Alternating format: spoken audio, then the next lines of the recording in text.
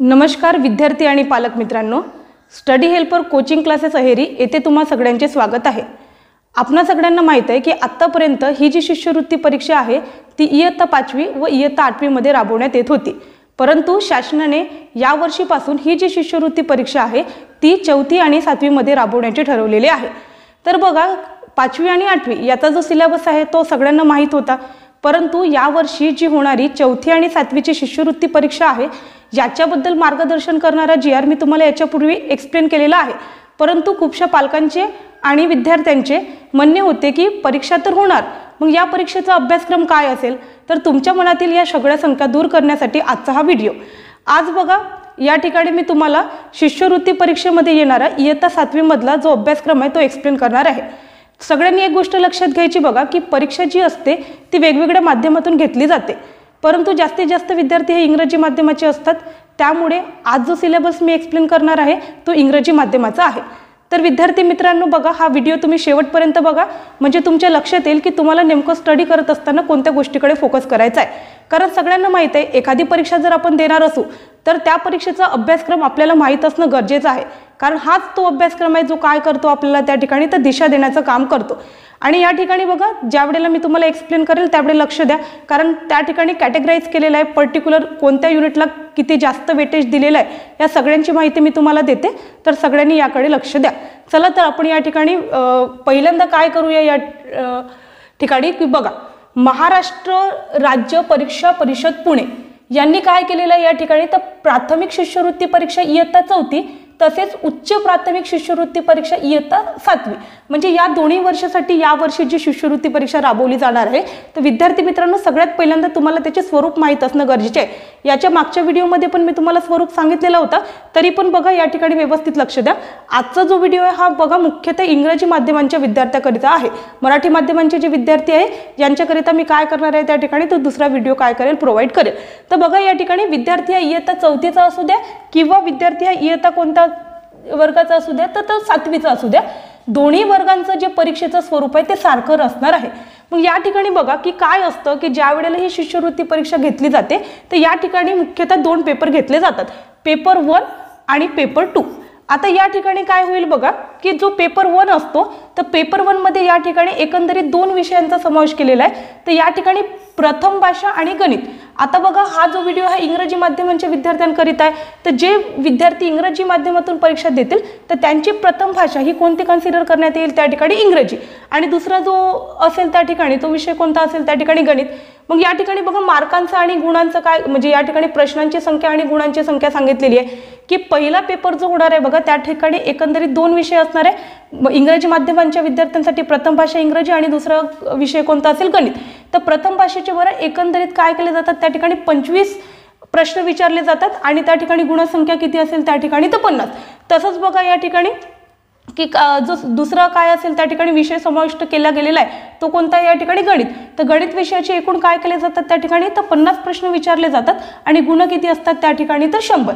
आणि हा जो पहिला पेपर असतो बघा हा या ठिकाणी काय होईल तर त्याकरिता तुम्हाला जो मिळणारा वेळ आहे तो किती तासाचा मिळेल त्या ठिकाणी एकंदरीत 1.5 तासाचा मिळेल। पहिला पेपर झाल्यानंतर काहीशी गॅप असते आणि तुमचा त्याच दिवशी काय केला जातो त्या ठिकाणी तर दुसरा पेपर घेतला जातो। हा जो दुसरा पेपर असतो बघा तर या ठिकाणी सुद्धा काय केलेला आहे त्या ठिकाणी 2 विषय समाविष्ट करण्यात आलेले आहे। आता या ठिकाणी जो दुसरा विषय म्हणजे आपला जो दुसरा पेपर आहे बघा तर त्या ठिकाणी एक सब्जेक्ट असेल तुमचा तृतीय भाषा आणि दुसरा सब्जेक्ट असेल त्या ठिकाणी बुद्धिमत्ता चाचणी। आता काय होतंय बघा की जो आपण फर्स्ट पेपर देतो त्या ठिकाणी प्रथम भाषा ही आपली काय घेण्यात येईल त्या ठिकाणी इंग्रजी, तर मग या ठिकाणी तृतीय भाषा म्हणून तुमचा जो पेपर आहे तो कशाचा घेण्यात येईल त्या ठिकाणी मराठीचा घेण्यात येईल। परत बघा प्रश्न संख्या सेम आहे, म्हणजे ज्या वेळेला आपण काय करतो तृतीय भाषेचा विचार करू तर त्या ठिकाणी विचारण्यात येणारी प्रश्नांची संख्या ही 25 आहे आणि एकूण गुण किती असतील त्या ठिकाणी तर 50।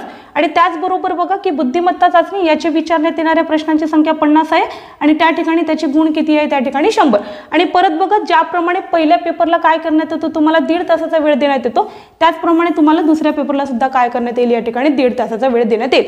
आणि विद्यार्थी मित्रांनो एक गोष्ट लक्षात घ्या की पहिला पेपर हा एकंदरीत 150 मार्काचा आहे आणि दुसरा पेपर हा काय आहे परत 150 मार्क, म्हणजे टोटल ही होणारी जी शिष्यवृत्ती परीक्षा आहे याचे एकूण गुण हे किती असतील त्या ठिकाणी तर 300 असतील। परत बघा या ठिकाणी प्रश्नाची काठिण्य पातळी त्यांनी सांगितलेली आहे की जो पेपर आपला बनतो बघा, तर या ठिकाणी प्रत्येक विद्यार्थ्याच्या मानसिकतेचा विचार केलेला असतो आणि जो पेपर काय करतो त्या ठिकाणी सेट करतो. तर पेपर सेट करत असताना त्या ठिकाणी प्रश्नांचे जे स्वरूप असते त्या ठिकाणी वेगवेगळ्या प्रकारात घेण्यात येईल. म्हणजे काय असेल त्या ठिकाणी की सोपे, मध्यम आणि कठीण अशा तिन्ही प्रकारचे प्रश्न काय असेल त्या ठिकाणी प्रश्नपत्रिकेमध्ये समाविष्ट केलेले असेल. मग त्यांच्या म्हणण्यानुसार त्यांचं म्हणणं काय आहे की सोपी जी म्हणजे सोप्या स्वरूपाचे जे प्रश्न आहे बघा, तर त्याचा वेटेज त्यांनी किती दिलेला आहे, तर 30% दिलेला आहे. मध्यम स्वरूपाचे जे प्रश्न आहे बघा, त्यांचा वेटेज जो दिलेला आहे तो किती दिलेला आहे त्या ठिकाणी 40%. आणि कठीण स्वरूपाचे जे प्रश्न आहे बघा, तर ते किती दिलेले आहे या ठिकाणी, तर 30% दिलेले आहे. आणि बघा काय असते की एखादी कोणताही पेपर हा कठीण किंवा सोपा असं न म्हणता ज्या विद्यार्थ्यांची तयारी कशी झालेली असेल, जोमाने झालेली असेल, त्यांच्यासाठी तो पेपर कसा जाणार आहे त्या ठिकाणी सोपाच जाणार आहे. तर विद्यार्थी मित्रांनो बघा, याच्या पुढे मी तुम्हाला काय करते त्या ठिकाणी अभ्यासक्रम नीट समजावून सांगते. आता तुम्ही काय करायचं त्या ठिकाणी त्या गोष्टी व्यवस्थित समजून घ्यायचं. म्हणजे तुम्हाला काय होईल त्या ठिकाणी की ज्या वेळेला तुम्ही अभ्यासाला सुरुवात कराल, मार्गदर्शन करायला आम्ही तर तुमच्या नेहमी पाठीशी आहोत. कारण फक्त अभ्यासक्रम माहीत झाल्याने होणार आहे का, तर तसं होणार नाही. तर अभ्यासक्रम माहीत झाल्यानंतर मग तुम्हाला त्या विषयावर कशा प्रकारचे प्रश्न विचारण्यात येईल यासाठी गायडन्स हवा आहे आणि मग त्या दृष्टीने तुम्हाला आमची मदत लागेलच. मग त्याच्याबद्दल काय करायचं हे मी तुम्हाला पुढे सांगतेच. पण बघा सगळ्यात पहिल्यांदा मी काय करत आहे त्या ठिकाणी, तर अभ्यासक्रम त्या ठिकाणी एक्सप्लेन करत आहे. तर बघा आपण काय केलेलं आहे आता, प्रश्नपत्रिकेचं म्हणा किंवा पेपरचं स्वरूप बघितलेलं आहे की काय होते त्या ठिकाणी. जो पेपर फर्स्ट असतो बघा, तर या पेपर फर्स्टमध्ये आता बघा काय होत आहे की हे जे मी एक्सप्लेनेशन करते अभ्यासक्रमाचं, तर ते कोणत्या क्लाससाठी चालू आहे त्या ठिकाणी, तर इयत्ता 7साठी. आणि इयत्ता 7 आणि त्यातल्या त्यात कोणत्या माध्यमाचे विद्यार्थी, तर इंग्रजी माध्यमांचे विद्यार्थी. आता काय होते बघा की इंग्रजी माध्यमांचे जे विद्यार्थी असतात त्यांची जी काय असेल या ठिकाणी प्रथम भाषा जी असते बघा, तर ही प्रथम भाषा कोणती असेल,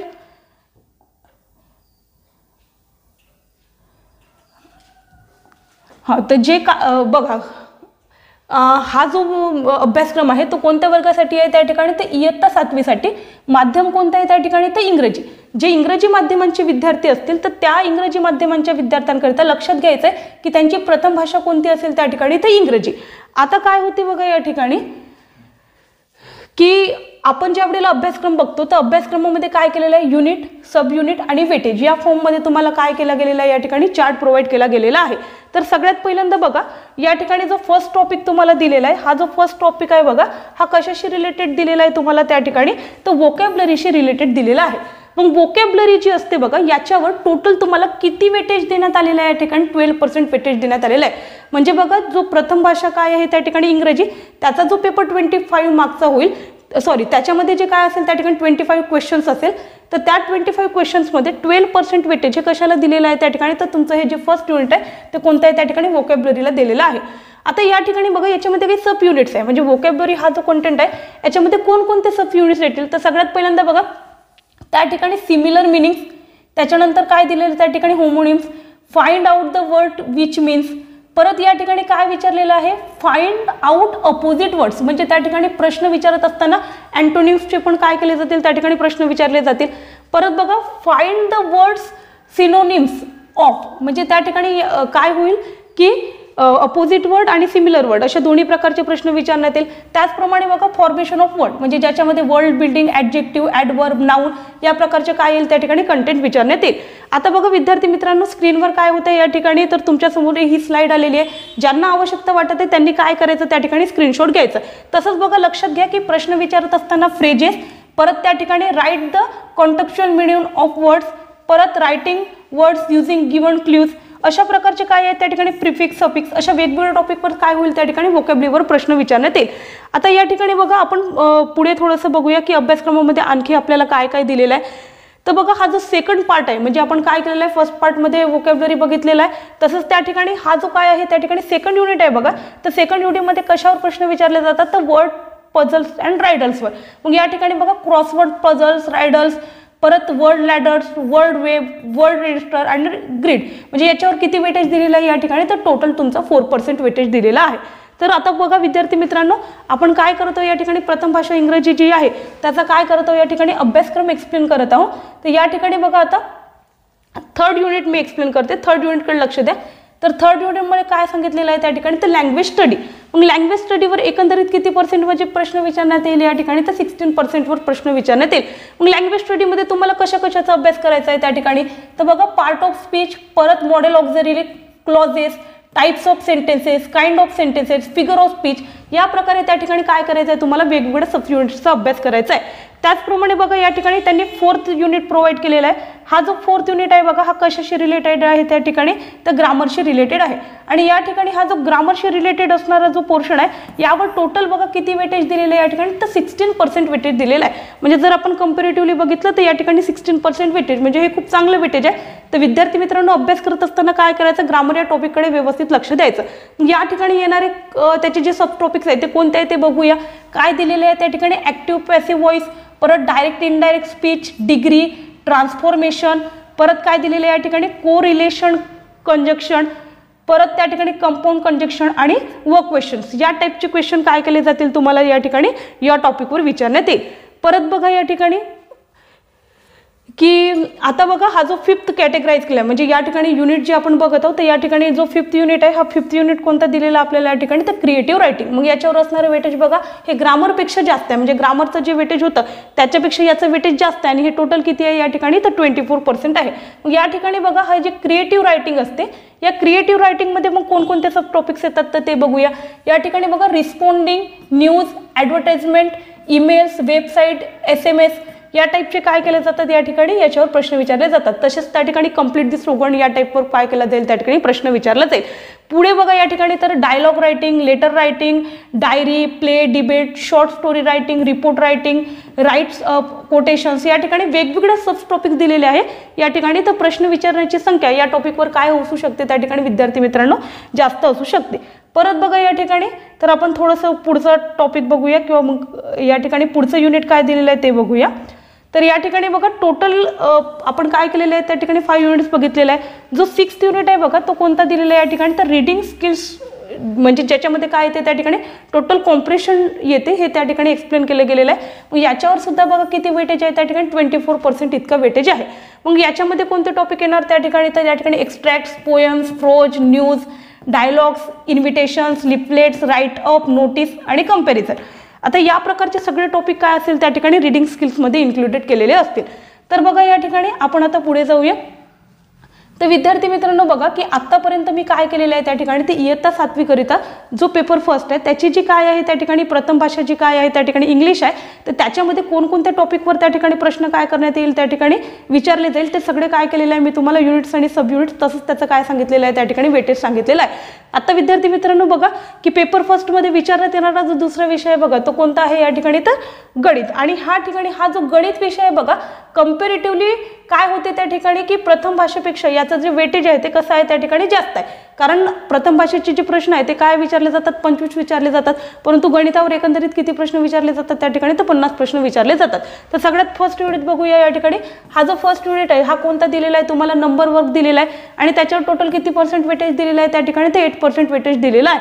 मग या ठिकाणी बघा ज्या वेळेला नंबर वर्क म्हणतो तर त्या ठिकाणी even number, odd number, prime number, twin prime number, परत त्या ठिकाणी को prime number, composite number, triangular number, Roman numbers या ठिकाणी वेगवेगळ्या नंबर्सवर काय करण्यात येईल त्या ठिकाणी प्रश्न विचारण्यात येईल.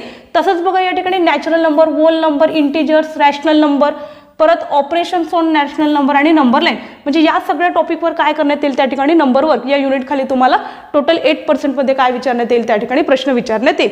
पुढे बघा आता या ठिकाणी सेकंड जे युनिट दिलेलं आहे तर सेकंड युनिट कोणतं दिलेलं आहे आपलं या ठिकाणी, तर याचं नाव काय आहे बघा की ऑपरेशन्स ऑन नंबर. मग ऑपरेशन्समध्ये बघा या ठिकाणी वेटेज किती आहे या ठिकाणी, तर 18% इतका वेटेज दिलेला आहे. मग 18% वेटेजमध्ये येणारे सब युनिट्स कोणते, तर dividend, divisor, test of divisibility, परत त्या ठिकाणी बघा square, square root, cube root आणि क्यूब, परत HCF, LCM, fractions, indices, ratio proportion, variation, time speed work आणि एव्हरेज, म्हणजे इतक्यात साऱ्या टॉपिकवर काय होईल त्या ठिकाणी ऑपरेशन ऑन नंबर्स या टॉपिकवर काय विचारण्यात येईल त्या ठिकाणी तुम्हाला प्रश्न विचारण्यात येईल. आता बघा विद्यार्थी मित्रांनो आपण काय करू या ठिकाणी, थर्ड युनिट मी एक्सप्लेन करते, सगळ्यांनी थर्ड युनिटकडे थोडंफार लक्ष द्या. थर्ड युनिट बघा या ठिकाणी हा कशाशी रिलेटेड आहे, तर हा युनिट जो आहे तो जॉमेट्रीशी रिलेटेड आहे. आणि जॉमेट्रीमध्ये बघा या ठिकाणी वेटेज किती दिलेलं आहे त्या ठिकाणी 22%.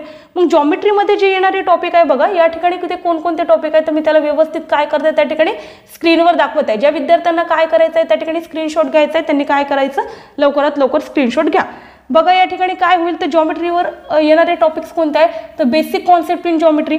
मग त्या ठिकाणी बघा बेसिक कॉन्सेप्टमध्ये तुमचं point, segment, line, ray, angle, zero angle, complete angle या प्रकारचे डिफरंट अँगल्सवर काय करण्यात येईल त्या ठिकाणी प्रश्न विचारण्यात येईल. तसंच या ठिकाणी supplementary angle, complementary angle, perpendicular bisector, concurrent lines, interior angles of polynomial अशा वेगवेगळ्या टॉपिकवर काय येणार आहेत त्या ठिकाणी प्रश्न विचारण्याची काय दिसत आहे तुम्हाला या ठिकाणी दाट शक्यता दिसत आहे. त्याचप्रमाणे बघा या ठिकाणी प्रॉपर्टीज ऑफ पॅरलल लाईन, परत adjacent angles, interior angle, alternate angle या सगळ्या अँगल्सवर काय करण्यात येईल त्या ठिकाणी प्रश्न विचारण्यात येईल.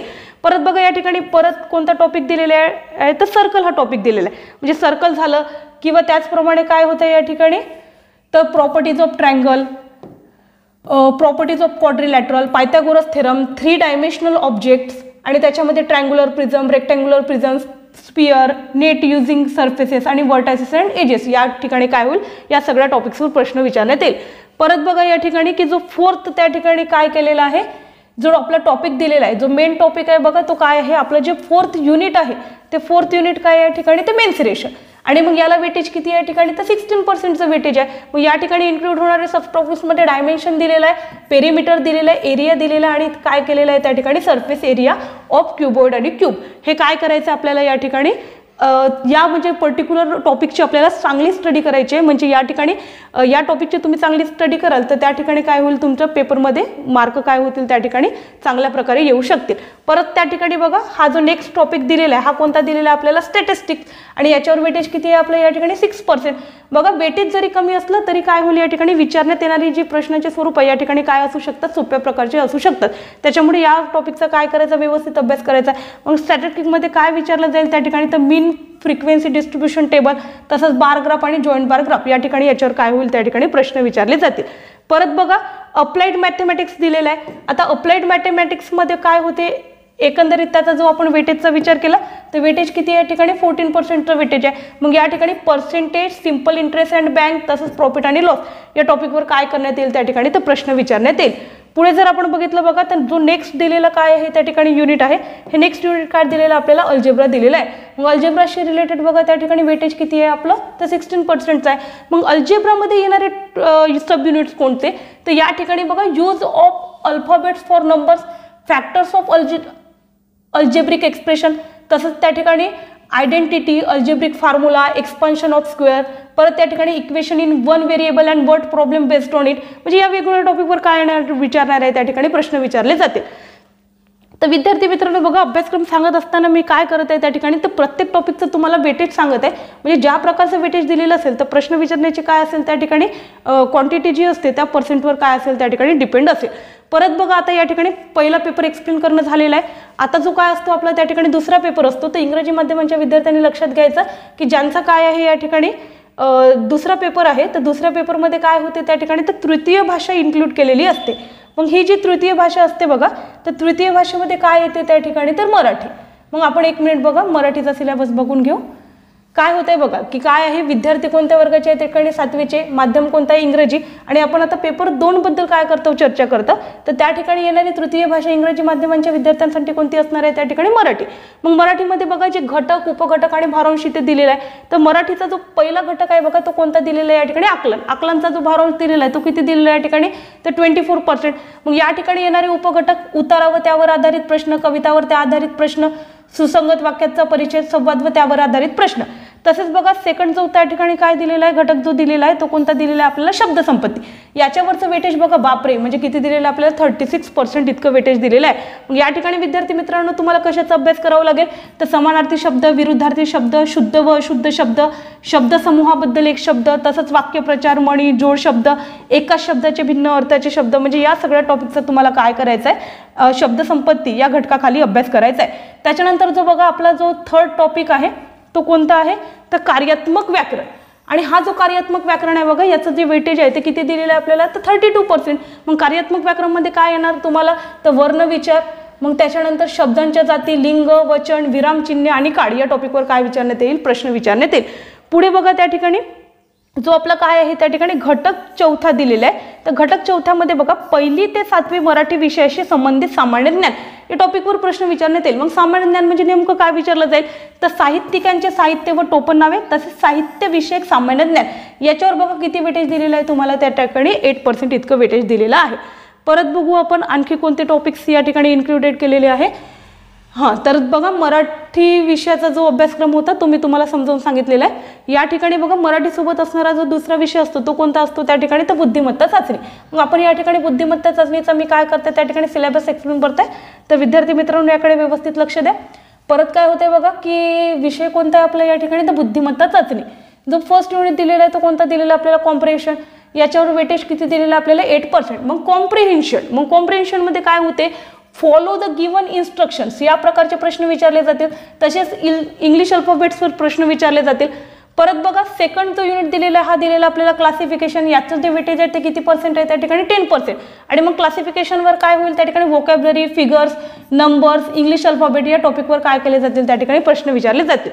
जो या ठिकाणी थर्ड युनिट दिलेला आहे बघा तो कोणता दिलेला आहे या ठिकाणी कोरिलेशन, आणि कोरिलेशनवर टोटल 10% काय करण्यात येणार आहे हे प्रश्न विचारले जाणार आहे। मग कोरिलेशन मध्ये कोणते कोणते या ठिकाणी सब युनिट्स येतात तर वोकॅब्युलरी, फिगर्स, नंबर्स आणि इंग्लिश अल्फाबेट, म्हणजे हे ठिकाणी कोरिलेशनशी रिलेटेड या टॉपिकवर प्रश्न विचारण्यात येईल।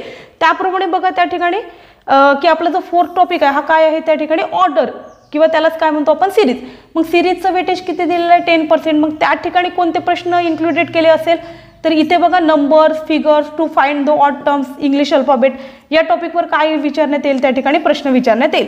नेक्स्ट बघा त्या ठिकाणी जर आपण काय केलं या ठिकाणी फिफ्थ युनिटचा जर विचार केला तर फिफ्थ युनिटमध्ये बघा काय दिलेलं आपल्याला लाईक टर्म्स दिलेला आहे। मग लाईक टर्म्समध्ये नंबर्स, वर्ड्स आणि फिगर्स यावर प्रश्न विचारण्यात येईल, आणि याचं जे वेटेज आहे बघा ते किती पर्सेंट दिलेलं आहे आपल्याला या ठिकाणी 6% दिलेलं आहे। पुढे आपण बघा रिझम्स अँड सिक्वेन्स याच्यावर पण प्रश्न विचारण्यात येईल, आणि याचं जे वेटेज दिलेलं आहे ते 4% दिलेलं आहे। मग या ठिकाणी कोणते प्रश्न येऊ शकतात तर use of numbers, use of letters आणि यूज ऑफ सायन्स या प्रकारच्या टॉपिकवर काय विचारण्यात येईल त्या ठिकाणी प्रश्न विचारण्यात येईल। नेक्स्ट बघा या ठिकाणी वॉटर इमेज, म्हणजे या ठिकाणी वॉटर इमेज या टॉपिकवर किती पर्सेंट विचारण्यात येणार आहे प्रश्न तर 4%। मग या ठिकाणी वॉटर इमेजेसमध्ये नंबरशी रिलेटेड, लेटरशी रिलेटेड, फिगरशी रिलेटेड काय होऊ शकतात त्या ठिकाणी वॉटर इमेजेस तुम्हाला विचारले जाऊ शकतात। पुढे बघा या आपण काय करतो त्या ठिकाणी युनिट काय करूया तर या ठिकाणी 8 एक्सप्लेन करू। जसं वॉटर इमेजेसवर प्रश्न विचारले जातात त्याचप्रमाणे बघा मिरर इमेजेस पण प्रश्न विचारले जातात। मग मिरर इमेजेस पण नंबर्स, लेटर्स आणि फिगरशी रिलेटेड असेल, याचं वेटेज किती असेल त्या ठिकाणी 4%। पुढचा जो टॉपिक आहे तो कोणता आहे या ठिकाणी तर लॉजिक आणि कॉन्क्लुजन, याचं जे वेटेज दिलेलं आहे ते 12% दिलेलं आहे। याच्यामध्ये तुम्हाला बघा वर्बल आणि नॉन वर्बल या दोन टॉपिकवर काय करण्यात येईल त्या ठिकाणी तर लॉजिक आणि कॉन्क्लुजन या टॉपिकशी रिलेटेड प्रश्न विचारण्यात येईल। मग आपला जो नेक्स्ट टॉपिक दिलेला आहे तो कोणता दिलेला आहे ते इथे बघा पझल्स आणि ब्रेन ट्रिगर्स या प्रकारचे प्रश्न या टॉपिकवर विचारले जातात। मग पझल्समध्ये काय काय इन्क्लुडेड असेल त्या ठिकाणी तर पोझिशन इन अ क्यू, परत problem based on direction, calendar, Venn diagram, mathematical puzzles, to identify formula in number series याच्यावर वेटेज बघा किती पर्सेंट दिलेलं आहे या ठिकाणी 14% वेटेज दिलेलं आहे। नेक्स्ट जो 11th नंबरचा जर आपण काय केलं त्या ठिकाणी युनिटची स्टडी केली तर आपल्याला लक्षात येईल बघा 11th नंबरचं जे युनिट आहे त्याचं नाव काय दिलेलं आपल्याला कोड लँग्वेज, आणि या ठिकाणी कोड लँग्वेजमध्ये काय काय होतं काय काय दिलेलं आहे या ठिकाणी तर फिगर, नंबर्स आणि लेटर याचं जे वेटेज आहे ते किती दिलेलं आहे आपल्याला 6%।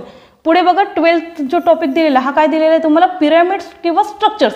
मग पिरॅमिड्स किंवा स्ट्रक्चर याच्यावर जरी प्रश्न विचारले तरी मग त्या ठिकाणी प्रश्न विचारण्याचं जे स्वरूप असेल ते कशाशी रिलेटेड असेल तर नंबर्स, लेटर्स आणि सिम्बॉलशी रिलेटेड, याच्यावर जे वेटेज दिलेलं आहे ते किती पर्सेंट दिलेलं आहे आपल्याला तर 4% वेटेज दिलेलं आहे।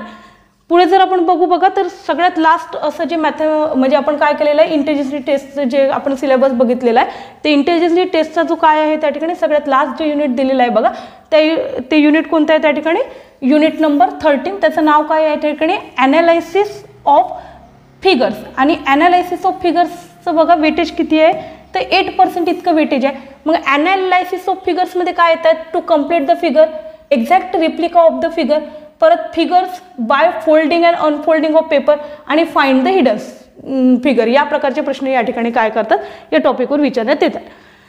तर बघा विद्यार्थी मित्रांनो मी आज काय केलेलं आहे तुम्हाला तर इंग्रजी माध्यमाचे म्हणजे त्यातल्या त्यात इयत्ता 7वी मध्ये शिकणारे जे विद्यार्थी आहे यांच्या अभ्यासाला एक व्यवस्थित दिशा मिळावी या हेतूने या ठिकाणी काय केलेलं आहे त्या ठिकाणी अभ्यासक्रम एक्सप्लेन केलेला आहे।